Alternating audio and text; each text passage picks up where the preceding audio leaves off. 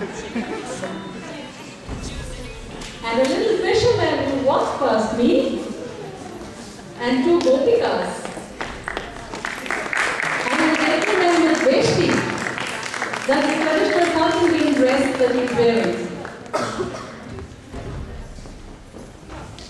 Though you might think that the student, I mean, it's wonderful to just see them. They can be on stage. They're just, what, 5-year-olds, and that they can come on the stage and dress so beautifully. I think this is just wonderful. One more, can we give them a round of applause one more time?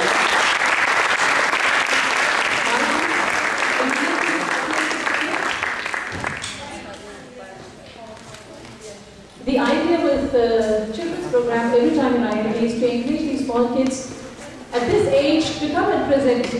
Perhaps they cannot dance and sing like professional, but we start very early. We do in India, we start very early with our children in cultural, classical music and dance. And this is our way of encouraging these kids to come up, and one day, 10 years from now, these will be these children who will be performing like the others who will perform today. Thank you.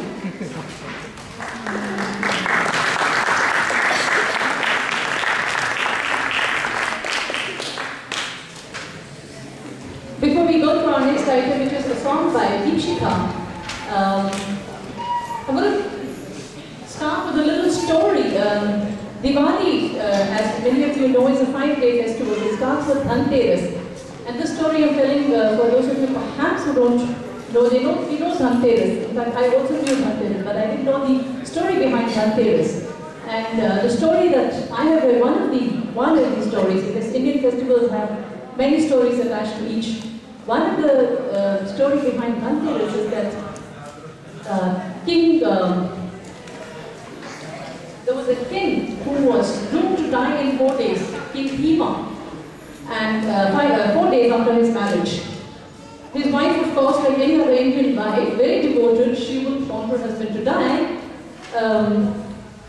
The 4th day, when he was expected to die after their marriage, decided that she was going to find the king of death, Yama. So what she did was, while her husband was lying, she filled the room around him with jewelry, with gold and diamonds and all kinds of things that shine. And she sat there the entire night without allowing her husband to sleep, or even sleeping herself, and sang to him and told stories. And she sang the entire night so beautifully. And she had lighted lamps all around the room, hundreds and thousands of lamps. When the king of death, Yama, he came as a serpent. He was supposed to come as a serpent and kill him. He came and he could see, because the jewelry and the stones were shining so bright, he could see. His eyes got sort of affected. He could see and he could find this king whom he was supposed to kill. And he was also mesmerized by his wife's beautiful singing. And he sat there the entire night listening to music and forgetting that he had a job to do. And the sun came out, the day rose, and obviously, as we all know, Yam cannot function in the morning.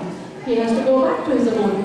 And hence the wife saved her husband. It's a wonderful story, I think, and also with some lesson in it, that if you wish to do something, if you have a very strong postulate for something to happen, you can make it happen.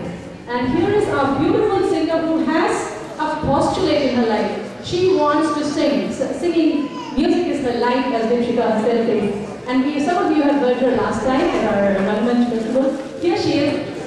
Please welcome Deepshika.